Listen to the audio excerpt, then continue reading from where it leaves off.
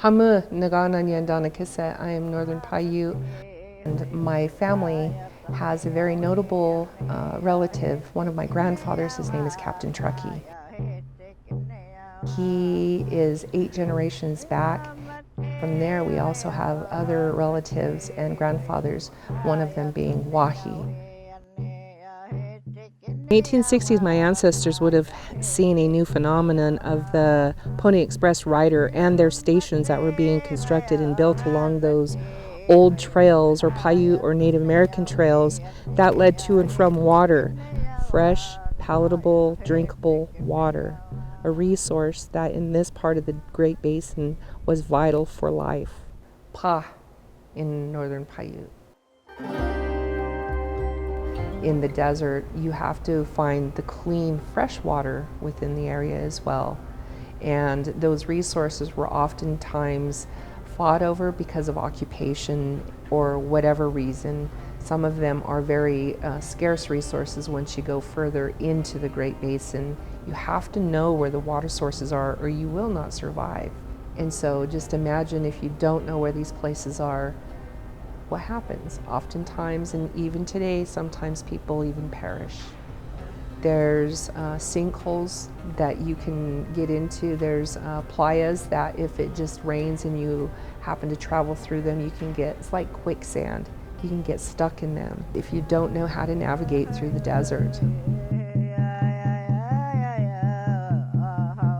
So as the Pony Express came into being in the 1860s, they would have had driven along the southern border of the Toitikuta and also the Carson Lake area. And they would have continued on through this valley up and over the mountain range and continued on to where they would meet the Carson River as we know it today in the Fort Churchill area. In the Desitoya, there's a place called Otogo Guana, which means to be lifted up.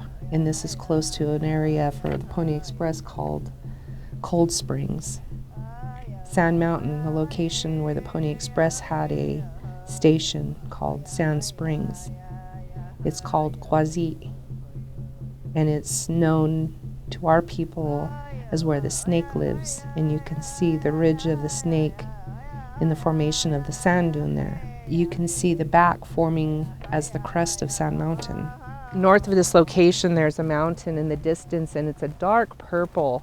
And on the other side of that location is the end of the Humboldt River, and that's where the Sitka, the tule eaters, and Kuptikutta, which is the ground squirrel eaters, their territory is located.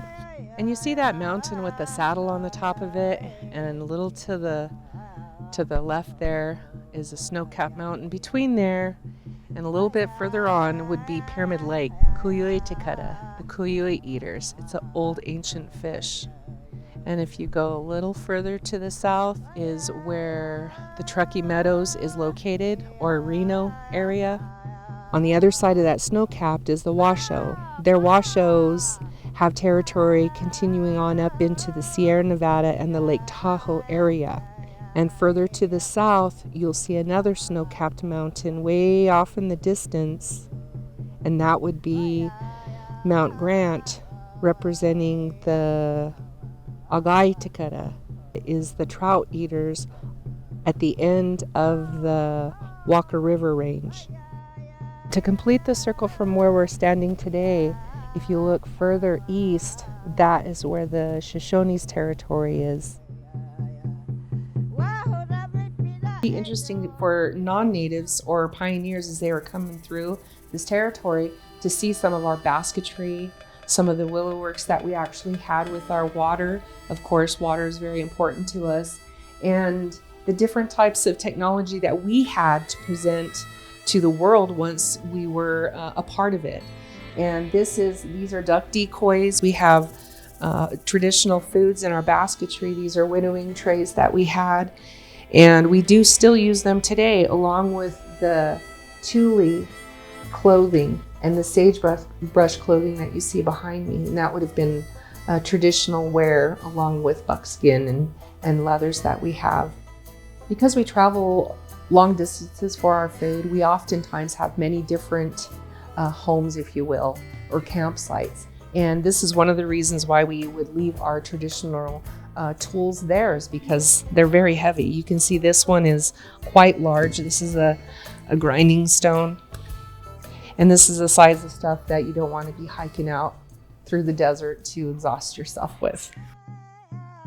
Traditionally, these places would have been used by my ancestors as stopping points along these routes. Some of them were actual locations in which they had permanent residence at, and they continued to forage out from there. But these places would have been used, and they would have been fought over, and my people would have been displaced from these locations. They would have had to have moved because of conflict for these resources. For my people at the time of 1860, there was a lot happening in their lives. The world was changing around them at a very rapid pace. Just 20 years prior to that, the occupation of the Immigrant Trail was established into California, both the Truckee and the Carson route. There was a lot of conflict for natural resources throughout all of our territories, both Paiute, Shoshone, and Washoe, and beyond. And the Pony Express was a little short part of that story being told of ours. There was changing happening all around us, but we were probably one of the last ones within the Great Basin to maintain that traditional way of life.